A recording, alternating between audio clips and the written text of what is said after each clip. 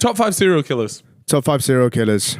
Well, I got a lot of heat for that, for not putting the Zodiac on the list. Great Because here's the thing about Zodiac, right? Like, he has a huge brand because they set up film, like he sent those letters to the police. He's like taunting everybody. So he's a character. He's a personality that people can get behind. But in pure stats, like way less kills than you would have thought from someone with such a big name. Yeah, if you know what I mean. I feel like Unabomber's kind of in that realm as well. No, I think he's a sort of different category because he's like an eco warrior. He's like just stop oil beforehand. Yeah, he had good beliefs. Was it BTK? Butcher, torture, and the bind, torture.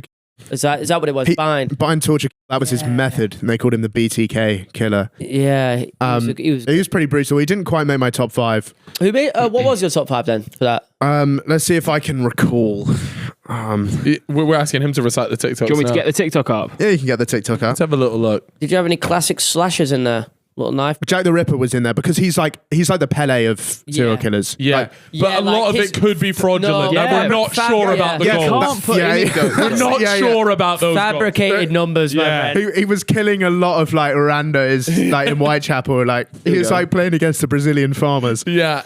Oh, you must have had. But the thing is, the argument you can always make for Jack the Ripper is like, why is he so infamous if it was so easy? Because like surely everybody was doing it. And like, for me, he doesn't get stands into my out. top 5. Have you guys ever just thought about taking a moment though? Like, think about the time when there was just genuinely no CCTV. My God, it must have just. Mate, it wasn't even that long ago. It was like the 90s. Must have been a walk in the park. Walking down an alley, no one's there. Slip, see you later, pal. How is Luca Magnotta not in this list? Luca Magnotta? Oh, he weren't that good, man.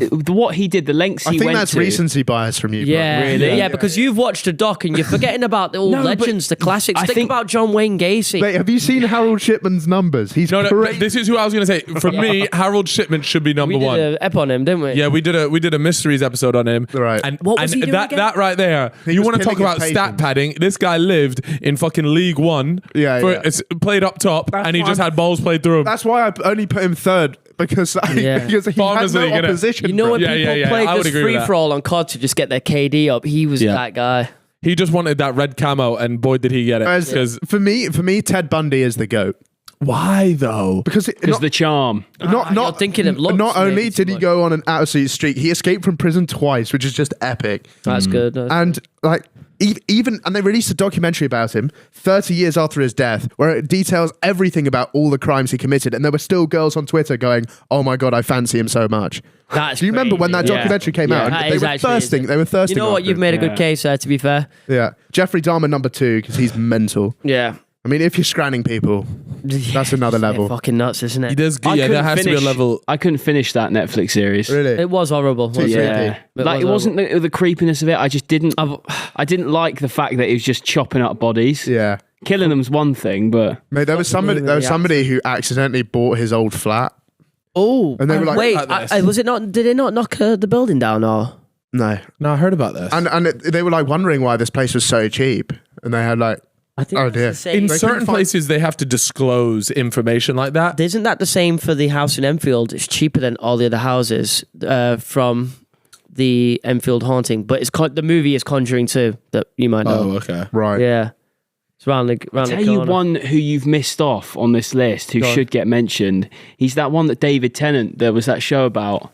Dennis Nilsson. In terms of like UK, like he's pretty up there. Yeah. He hid bodies in his like wall cavities and stuff. Oh, he got caught. He got caught because he was flushing stuff down the drains, his neighbours saw. Was he UK? Yeah, he was like London. He got caught how? Sorry. So he was flushing. Bodies down his drains, and his neighbours like saw the bones. Oh, wow. Look how similar they looked, though. Obviously, David Tennant played him, but that's how he looked. Obviously, is that new? Probably, I've not seen that. It was on ITV maybe like 4 years ago. I want to say. He's like an honourable mention. Doesn't quite make the top 5, I think, but killed a lot. Yeah, I mean, he looks. I respect the hustle. David Tennant looks just like him there. Yeah. Fucking hell, that's a bit mad. Oh. I think I've watched that thing that you're on about actually. That's good. Yeah, this was a good. That was a good. He is so creepy. What's the worst is like. Serial killers and stuff, when they talk about the crimes they committed, they're just no emotion. Like it's worse than like showing any emotion at all. They are stone cold. It doesn't even register, bro. Edward Kemper, is that his name? Yeah, you know him. Have you ever seen Killed his mum. Yeah. Oh my God, this guy he's really smart as well. Really high IQ, but he just didn't give a shit. And he just described his interviews are some of the scariest. He Max talks as about well, it like 6'5", I think. Anyway, but yeah, that's an interesting one. Yeah. There's another movie that was done on, I think it had Jonah Hill in it, and he goes in and there's a killer that killed like a mom and a daughter, and the guy says, I'll do an interview, but I want it to be with this one guy. I've seen this film, yeah. Yeah. And that one guy's Jonah Hill. True story. And he comes in, I think he's like, it works for the New York Times or whatever. He comes in and he just fucks. Yeah, True Story it's called. Oh. And he just fucks with, that's Franco, isn't it? Mm-hmm. Yeah, James Franco. And he just fucks with him. And it's an unbelievable movie. I won't give any spoilers, but if you like that type of thing, what a movie. Damn. I liked it. I think the reviews, it got kind of crap reviews, Was but it a I actually Netflix really liked original? it. Give that a go. I think so. Okay, Yeah. that reminds me of Blackbird, Apple TV. You watch that? Blackbird's unreal. that? Get Blackbird on. Are you do you watch movies, TV shows often, or not your thing? I'm a film enjoyer. I don't really watch TV shows, but I like to sit down and like make an afternoon of it. Like watch. I like long ass. I think I'm films. similar. I really watch long movies. fucking. Lord of the Rings. Blackbird though. Interstellar. Like, epic scales. Oh, Interstellar, mate. June. So I watched that like surprisingly recently, Interstellar for the first time. Oh, really? And that bit where he's like looking back at the pictures of his kids and stuff. What, through the book, when he's in the dimension, yeah? I teared up. Yeah. That was incredible. It's amazing. No! Yeah. Sorry. Did Paul just think he was in the movie as well? I'd have to let that one go, bro. Yeah, I want to take it back to dating for a second because I started on about that and then we got talking about serial killers. You want to talk about dating? Yeah. Yeah, I do actually. Tell us what you got. Because I don't know if anyone else out there has found this, but like, I've got I've got my list of requirements for girls and stuff. I'm looking for a girl who doesn't have a dog, vape, or tattoo, and I genuinely don't think there are any. That's quite difficult.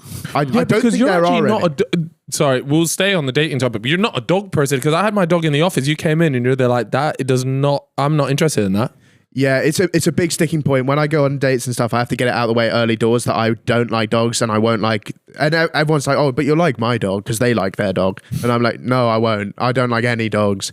And I was like, if it got down to it, there would be an ultimatum. You got to choose between me and the dog. And I know most girls are picking dog there in that situation. So I had to get it out of the way.